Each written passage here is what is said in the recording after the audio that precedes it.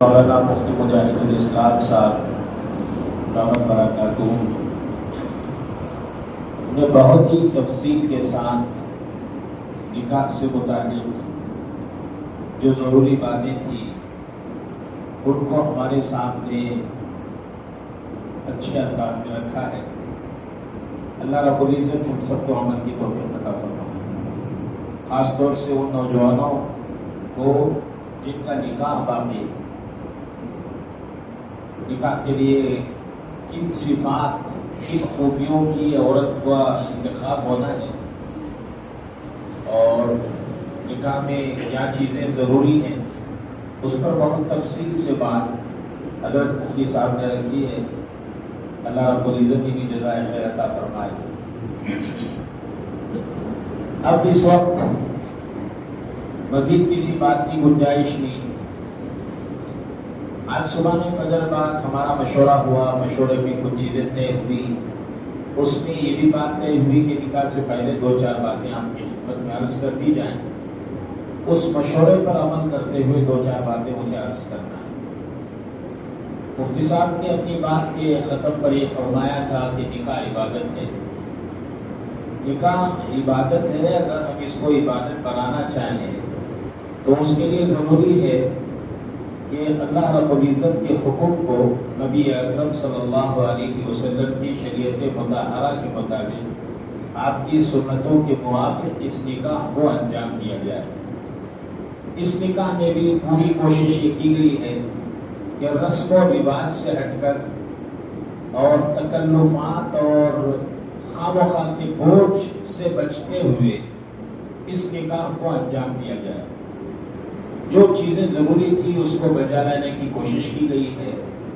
اللہ رب العزت جانبین کو قبول فرمائے۔ یہ اسی وقت ممکن ہے جب لڑکی والے اگر چاہیں کہ بھئی ہم اپنی بچی کا نکاح سنت کے مطابق کرنا چاہتے ہیں، تو یہ اسی وقت ممکن ہے جب دلہا والے بھی تعاون کریں، ساتھ دیں۔ ورنہ بہت ساری دفعہ ایسا ہوتا ہے کہ لڑکی والے تو یہ چاہتے ہیں کہ سنت کے مطابق نکاح ہو، لیکن لڑکیوں والوں کی طرف سے سپورٹ نہ ہونے کی وجہ سے، تعاون نہ ہونے کی وجہ سے لڑکی والے مجبور ہو جاتے ہیں۔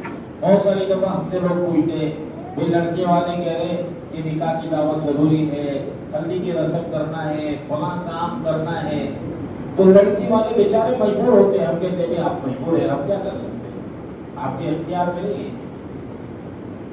لیکن اللہ کا بڑا احسان ہے کہ چونکہ دولہا مولانا ذکی اللہ یہ بھی عالم دین ہے، مولانا ہیں، اور ان کے والد صاحب دین سے محبت اور تعلق رکھنے والے میرے بغل میں ہیں محترم وسیع اللہ صاحب، یہ بھی دینی مزاج رکھنے والے، اپنے اکلوتے فرزند کو بجائے ڈاکٹر، انجینئر اور فلاں بنانے کے انہوں نے عالم دین بنانے کو پسند فرمایا، اور پھر یہ علمی اور دینی گھرانے میں بچے کے رشتے کے سلسلے میں پہل کی۔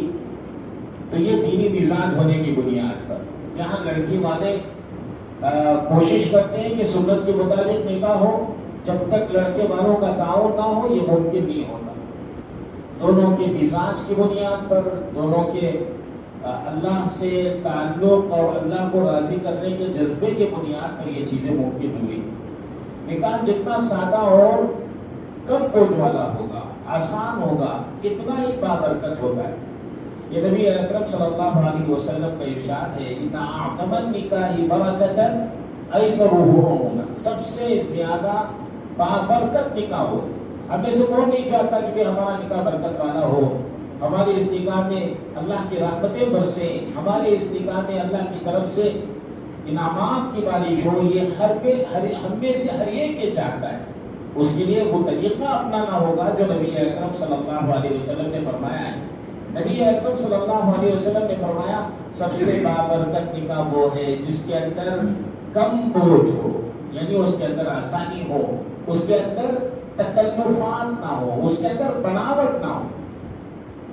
عام طور سے جہاں رسم و رواج داخل ہوتی ہیں تو وہاں ہمارے لیے ان کاموں کو بجا لانا مشکل ہو جاتا ہے، چاہے وہ عبادت ہو چاہے کوئی اور بھی چیز ہو۔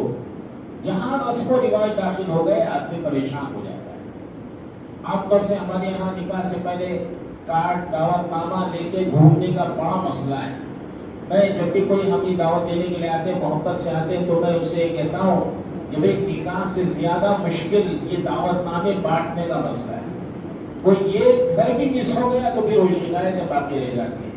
اور عام طور سے ایسا ہوتا ہے کہ فہرست بنا کر بڑا اہتمام کیا ہے، لسٹ تیار ہوتی ہے، فلاں کو دعوت دینا ہے، فلاں کے جانا ہے، فلاں کے جانا ہے۔ پورے اہتمام کے باوجود جب نکاح ہو جاتا ہے پھر پتا چلتا ہے کہ فلاں کے گھر کو جانے سے رہ گئے اور ان کی شکایت باقی رہ جاتی ہے۔ اسی لیے کہا جاتا ہے جب کام کے کرنے میں اللہ کو راضی کرنا مقصود ہو جائے، اللہ راضی ہو جائے، اور پھر اس کے بعد کچھ کمی پیشی بھی رہ جاتی ہے تو اللہ رب العزت مخلوق کو راضی کرا دیتے ہیں۔ لیکن مخلوق کو راضی کرنے کے چکر میں اگر ہم نے اللہ کو ناراض کیا تو پھر وہی مخلوق ہمارے اوپر مسلط ہو جاتی ہے۔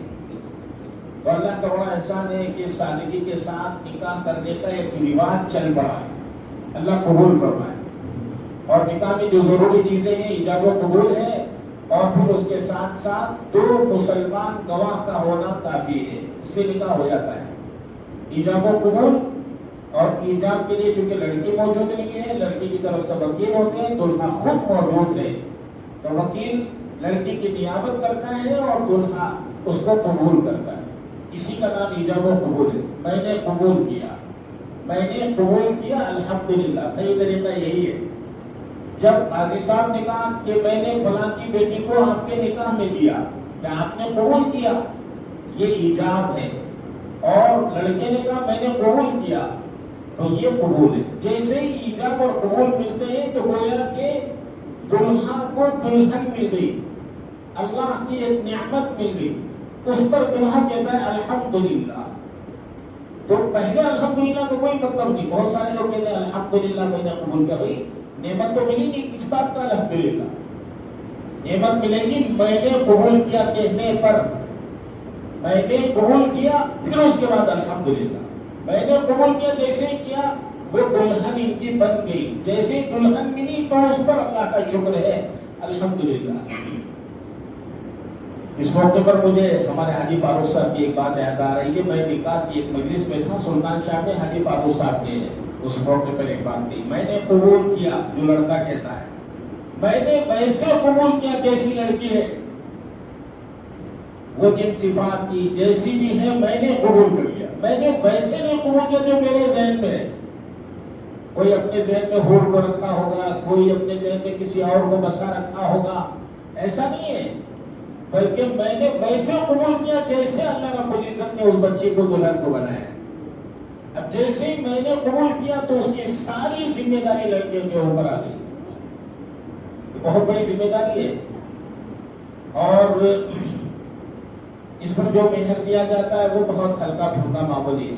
لوگ جو ہے شادی خانوں کے لیے لاکھوں روپے لگاتے ہیں، لیکن جب مہر دینے ادائیگی کی بات آتی ہے تو پھر اس کے اندر بڑی بخالت کا رویہ اپنایا جاتا ہے، حالانکہ ایسا نہیں ہونا چاہیے۔ ایک مرتبہ ہم مسیح العلوم کے جلسے میں تھے، حضرت مولانا مفتی سعید صاحب مالت پوری رحمت اللہ علیہ موجود تھے۔ لڑکے کی خواہش تھی کہ میں آپ کے ذریعے سے میرا نکاح پڑھواؤں، تو حضرت مفتی صاحب نے پوچھا مہر کتنا ہے، تو انہوں نے کچھ 10-20 ہزار روپے مہر مانگا تھا۔ مفتی صاحب نے کہا جب تک مہر فاطمی نہیں ہوگا میں نکاح نہیں پڑھاؤں گا۔ ایک بچی زندگی بھر کے لیے آپ کے پاس آ رہی ہے اور اس کے لیے اتنا معمولی مہر، جب تک وہ لڑکے نے یہ وعدہ نہیں کر لیا کہ میں مہر فاطمی دوں گا، اس وقت تک آپ نے نکاح نہیں پڑھا ہے۔ کوئی ضروری نہیں کہ مہر فاطمی دے، لیکن اللہ کے رسول صلی اللہ علیہ وسلم نے حضرت فاطمہ الزہرا رضی اللہ تعالیٰ عنہ کا مہر جو طے کیا تھا اس کو مہر فاطمی کہا جاتا ہے، اور وہ مہر 500 درہم، اور آج کے حساب سے 1 کلو 531 گرام، 1530 پر 1 گرام چاندی 1531۔ اس لیے کہ آج کل ہماری اردو بھی لوگ نہیں سمجھتے، اردو اتنی ہماری کیا کہتے ہیں وہ مشکل ہو گئی، یا یہ کہ لوگوں نے اردو کو سمجھنا ہی چھوڑ دیا۔ تو آج جو مارکیٹ کی ویلیو ہے وہ 3,60,000 روپے، 235 روپے 1 گرام چاندی کی قیمت ہے، 3,60,000 روپے یہ مہر فاطمی ہے۔ کم سے کم جو مہر ہے وہ 10 درہم چاندی ہے، 10 درہم 31 گرام ہے، 31 گرام اشاریہ 618 ملی گرام ہے۔ اگر 31 گرام 30 گرام اشاریہ 618 ملی گرام ہے، اگر 31 گرام اگر چاندی لیں تو کم سے کم مہر 8,000 روپے۔ یہی دو چیزیں، اس سے نکاح ہو جاتا ہے۔ ایجاب و قبول ہے اور 2 گواہ، اور 2 گواہ کا یہاں پہ اتنے سارے گواہ ہیں۔ دفتر میں جو 2 گواہ لکھے جاتے ہیں وہ برائے نام ہے، اصل گواہ تو آپ حضرات ہیں۔ دفتر میں جو گواہ کا نام لکھا گیا اگر وہ موجود بھی نہ ہو تو نہیں نکاح ہو جائے گا۔ ایک ضابطے کی کارروائی کے لیے، ایک فارمیلٹیز کو پورا کرنے کے لیے دفتر کے اندر وہ 2 مسلمان نام لکھ لیے جاتے ہیں، اور ان کا ہونا بھی ضروری نہیں۔ یہاں یہ اتنے سارے لوگوں کے سامنے جو نکاح ہو رہا ہے وہ کافی ہے۔ ایجاب و قبول ان لوگوں کے سامنے ہو گیا تو نکاح ہو گیا، اس سے نکاح ہو جاتا ہے۔ مہر واجب ہے، اور یہ 2 چیزیں فرض کے درجے میں ہیں۔ اور پھر اس کے بعد 3 سنتیں ہیں، چھواروں کی تقسیم ہے اور ولیمہ کر لیں، نکاح سے پہلے خطبہ مسنونہ پڑھ لیں، یہ سنت ہے۔ اگر یہ نہ بھی ہوا تو بھی نکاح ہو گیا۔ دین تو اتنا آسان ہے، الدین یسر، لیکن ہم نے رسم و رواج کو داخل کر کے مشکل بنا دیا۔ اتنا آسان نکاح ہے کہ نبی اکرم صلی اللہ علیہ وسلم مدینہ منورہ میں موجود ہیں، حضرت عبد الرحمن بن عوف رضی اللہ تعالیٰ عنہ کا نکاح ہو گیا، لیکن آپ کے علم میں نہیں ہے۔ حضرت عبد الرحمن بن عوف رضی اللہ تعالیٰ عنہ نے آپ کو بلانا بھی ضروری نہیں سمجھا۔ نبی اکرم صلی اللہ علیہ وسلم سے بڑی شخصیت کون ہو سکتی ہے، لیکن ان کے بتائیں یہ نکاح ہو گیا۔ اللہ کے رسول صلی اللہ علیہ وسلم کو کوئی شکایت نہیں ہوگی، لیکن اس کا یہ مطلب نہیں ہے کہ کسی کو بلایا ہی نہ جائے، کسی کو بلایا ہی نہ جائے، یہ بھی ایسا بھی نہیں ہے۔ بلکہ حضرت فاطمہ رضی اللہ تعالیٰ عنہ کا جب نکاح ہوا تو نبی اکرم صلی اللہ علیہ وسلم نے حضرت انس بن مالک جو آپ کے خادم خاص تھے ان سے کہا، بھائی حضرت ابوبکر کو، حضرت عمر کو، حضرت عثمان کو، حضرت ایوب انصاری رضی اللہ تعالیٰ عنہ کو، اور چند مہاجرین کے نام لیے، انصار کے نام لیے، اور یہ فرمایا ان کو بلا لاؤ، اور پھر ان کو بلانے کے بعد نکاح کیا۔ تو ہمارے مولانا احمد وزیر صاحب نے اپنے خاندان کے منتخب افراد کو دعوت دی، اپنے عزیز و اقارب کو دعوت دی، اسی بنیاد پر دعوت دی کہ اس سنت پر بھی عمل ہو جائے۔ اللہ رب العزت اس نکاح کو بھی انتہا قبول فرمائے، اللہ رب العزت اس نکاح کے بعد والے مسائل کو بھی آسانی کے ساتھ پورا فرما لے۔ اور اس موقع پر ایک بات میں عرض کرنا چاہوں گا، عام طور سے میں وہ باتیں عرض کرتا ہوں۔ ہمارے حاجی فاروق صاحب نے اپنی بچی کا نکاح کیا، اور وہ بچی کے نکاح کے موقع پر مجھ سے کہا، حضرت تقی عثمانی صاحب کی ایک کتاب ہے، ایک تقریر ہے، 2 تقریریں، شوہر کے حقوق، بیوی کے حقوق، بیوی کے کیا حقوق ہیں، ان کے کیا رائٹس ہیں، شوہر کے کیا رائٹس ہیں، اس کو بہت اچھے انداز میں قرآن و حدیث کی روشنی میں انہوں نے بیان کیا۔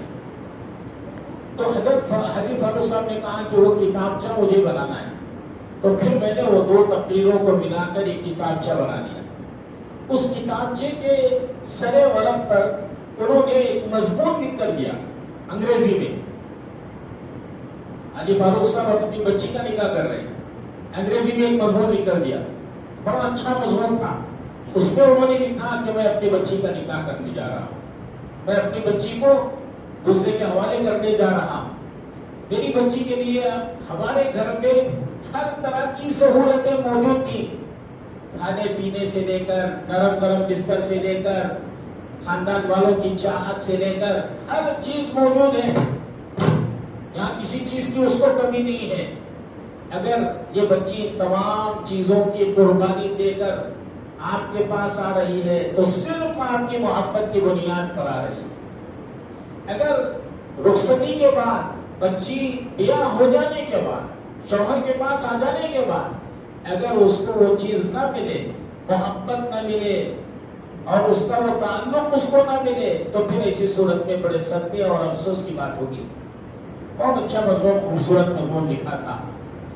تو ایک باپ ہی جانتا ہے کہ اپنی بچی کو جدا کرنے پر اس کو جو غم ہوتا ہے، اس کو جو والدین کو جو تکلیف ہوتی ہے، باپ ہی جانتا ہے. ان حالات میں آپ سوچئے کہ اگر کوئی کہے کہ یہ موقع پر بریانی کھلانا چاہیے، دعوت کرنی چاہیے، تو وہ کس خوشی کی بنیاد پر دعوت کرے گا؟ وہ تو پہلے سے غمزدہ ہے، وہ تو پہلے سے پریشان حال ہے کہ بچی جدا ہونے والی ہے. اسی لیے حضرات علماء نے یہ فرمایا ہے کہ نکاح کی دعوت تو مسنون نہیں ہے، اور نکاح کی دعوت مانگ کر لینا یہ تو جائز نہیں ہے، حرام ہے. اسی لیے بہت سارے علماء نکاح کی مجلس میں، نکاح کی دعوتوں میں شریک نہیں ہوتے. مجلس میں جو شریک ہوتے ہیں، نکاح کی دعوت میں شریک نہیں ہوتے. اسی طرح اگر کوئی لڑکی والے لڑکے والوں سے مطالبہ کرے، بھائی ہمارا خاندان بڑا ہے، ہم اتنے لوگ آئیں گے ولیمے میں، تو یہ بھی مانگ کر لی جانے والی دعوت ہو جائے گی، یہ بھی نہ جائے گی. ہاں، ولیمے میں لڑکے والے جن جن کو دعوت دیں تو ایسی صورت میں وہ اس ولیمے میں شریک ہو سکتے ہیں، ہونا چاہیے. اور ولیمے کی دعوت کو ٹھکرانا نہیں چاہیے، بلکہ اس کے حاضر ہونا چاہیے. میرا نکاح اسی مجلس میں ہوا، اسی مسجد میں ہوا. پرانی مسجد تھی، اب اس کے بعد جدید مسجد بن گئی، نئی مسجد. تو اس موقع پر بھی جب میرے نکاح کی بات ہوئی اور پھر مولانا نے صاف کہہ دیا، مولانا اقبال صاحب رحمۃ اللہ علیہ نے، جو میرا بزرگ محترم ہے، بھائی ہم کھانا نہیں کھلائیں گے. صاف کہہ دیا. ہم نے بہت رشتہ داروں کو منع کیا، بھائی وہاں صرف 8-10 لوگ جا رہے ہیں اور جا کر آپ نکاح کر کے آ جائیں گے. لیکن بہت سارے ہمارے رشتہ دار ایسے تھے کہ دعوت دینے سے پہلے ہو گئے، نہیں ہمارے بچے کا نکاح ہو رہا ہے، ہم تو آ جائیں گے. ہم منع نہیں کر سکتے تھے. ہم نے مولانا، میرے بڑے بھائی ہیں، انہوں نے مولانا سے کہا کہ مولانا بہت منع کرنے کے باوجود اتنے سارے لوگ آنے والے ہیں. تو مولانا نے کہا آپ کا کام تو ہو گیا، اب باقی کا کام ہمارے ذمہ چھوڑ دیں. لیکن یہاں بیٹھے ہیں ہمارے چچا خسر جو ہیں، چچیرے خسر جو ہیں، جی اعجاز صاحب، محترم اعجاز صاحب، یہ اور ہمارے اور ایک ہمارے قریب بھائی تھے چچیرے سسرے، ان کے خسر صاحب بابا بھائی، ان دونوں نے کہا بھائی یہ ذمہ داری ہم لیتے ہیں. پھر انہوں نے کھانا بنا کے کھلایا تھا. وہ آج بھی وہ چیزیں یاد ہیں. تو پھر یہ کہا تھا کہ یہ نکاح کی دعوت نہیں ہے، بلکہ یہ مہمانوں کی ضیافت کا انتظام ہم کر رہے ہیں. آج بھی مولانا احمد عزیر صاحب نے مہمانوں کی ضیافت کا انتظام کیا ہے. جو بھی مہمان آئے ہوئے ہیں ان کے لیے، ان کے ذمے ہیں، ان کے لیے ضروری ہے کہ ان کا اکرام کریں. مہمانوں کی ضیافت کا انتظام انہوں نے کیا ہے. آپ حضرات اس کو قبول فرمائیں اور ضیافت سے فارغ ہو کر جائیں. یہ آج کی جو باتیں میں نے آپ حضرات کی خدمت میں عرض کی ہے، یہ اس لیے عرض کی ہے تاکہ ہم اپنی زندگی میں ان چیزوں کو لائیں، تاکہ ہمارا یہ نکاح، جو ہمارے خاندان میں ہونے والے جو نکاح ہیں، وہ بابرکت ہو جائے. وہ نبی اکرم صلی اللہ علیہ وسلم کی ہدایت کے مطابق ہمارے نکاح ہو جائے تو انشاءاللہ اس میں بڑی برکت ہوگی. اللہ رب العزت مجھے اور آپ کو کہنے سننے سے زیادہ عمل کی توفیق عطا فرمائے، اور آج کی اس مجلس کو بے انتہا قبول فرمائے.